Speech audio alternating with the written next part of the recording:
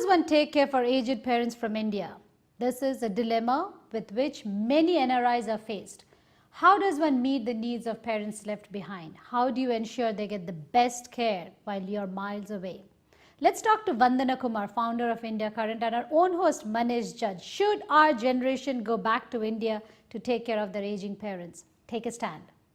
Vandana, let me start with you. You had some personal experiences recently and we were talking about it. How does one really take care of parents back home? It's an emotional topic, but let's address it and talk about what do you think some of the solutions are? Well, I think I spoke with you about my parents, both of whom fell ill last year. I had to make 3 trips to India for various reasons to go and take care of their health needs.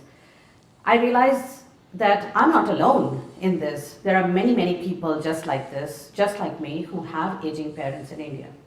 In order for us to actually understand what the situation is, it's important for us to know how many seniors are there, what are the resources available to them, because things have changed in India from what it was like 25 years ago, when you had a family practitioner who would come visit your parents at home. There was a family doctor who looked out for you. Things are not quite the same anymore. And I think you mentioned that if possible, we should go back to take care of them, is because they're left alone over there, and we from so far have no idea how they are being taken care of. And I think Manish, you said something about they're possible that parents are independent and it's us who worry more about them than they need. I think that's the truth until they come to hospitalization or needing care. But I think we do worry a little bit about that too much. We think, okay, they're our parents, they've kind of looked after us our whole life, but now that we're grown up, we're like, no, we have to control every facet of what they do.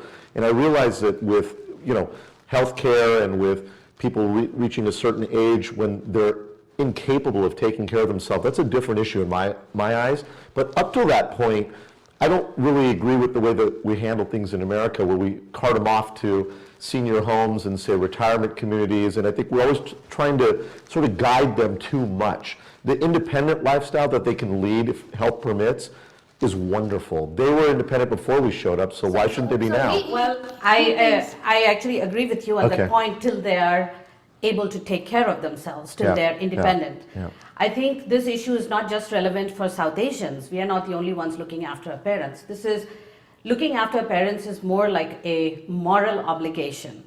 And I think that transcends culture.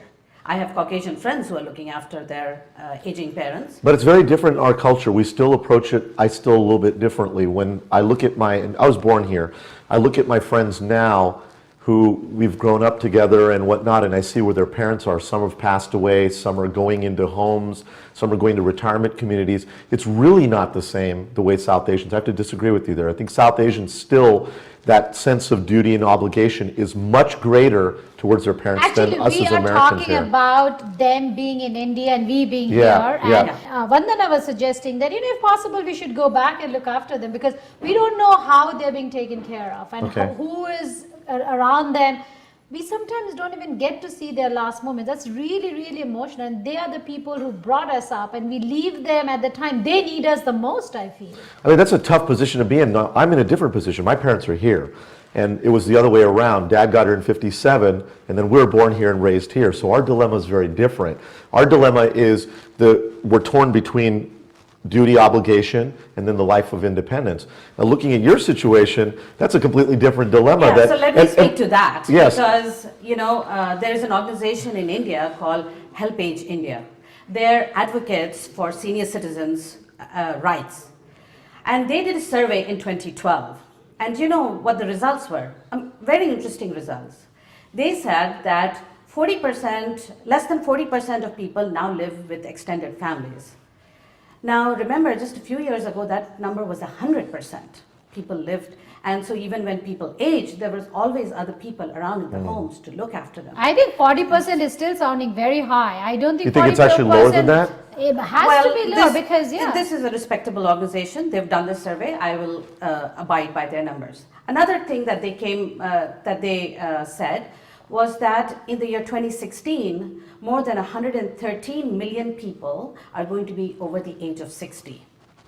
Now remember, that with so many people being over the age of 60, there's going to be a crunch on resources. That doctor, that family doctor that used to come and visit, cannot keep coming and visiting each and every person, because the numbers, the sheer numbers, dictate that that cannot actually happen. So, because of all of this, we've been trying to figure out how best do you take care of your parents. There are, Manish, regardless of wherever your parents might be, whether here or there, I think primarily there are three areas. One is you take loving care, another area is financial care, and the third area is health care. Now, granted, till they're independent, the first two are actually fairly easy. How do you take loving care from afar, Ina?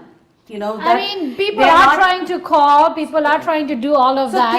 Technology today it's not always that the parent wants to be around you. I don't know, I get the sense that they'll be like, oh, you're just better where you are, and all of us give them the choice to come here and stay with us, but they are not able to do that. They don't choose to do that because they want their own space and time.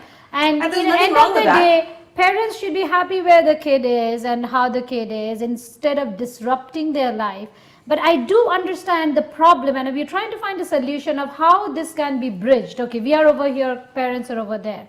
We don't know if they're being taken care of. But we really move. But we also see a lot of extreme cases and a lot of actually not extreme cases where people are doing very well over here, but their parents are in menial conditions back home, yet over here they're very quick to go to Smythe and buy a Mercedes or buy a big house in Saratoga, but when it comes to their parents back home, well, they just don't quite have enough money for them. So there's that big issue as well, that we're doing real well over here, and our parents are back over there, and then when you talk to them or you visit, their parents will... That's a whole different topic.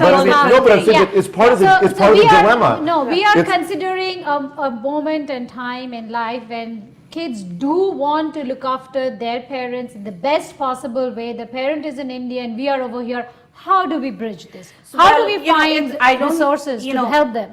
See, the thing is, I don't believe that there is a one-size-fits-all solution for everyone. You gave examples of some people, Manish. They're not the norm, I think, that who would be ignoring what the parents are doing in India, how they're languishing.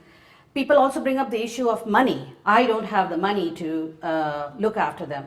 First of all, we have to agree, is this our moral responsibility? If it is, the fact that our parents are aging is not like, whoa, surprise, my parents are aging. No, we know that our parents are aging. And if you are committed to looking after them, you jolly well make sure you save the money that is required to do that. But all of us agree on something, that it is our moral responsibility to take care of our parents, and we better realize it sooner than later. Thank you so much.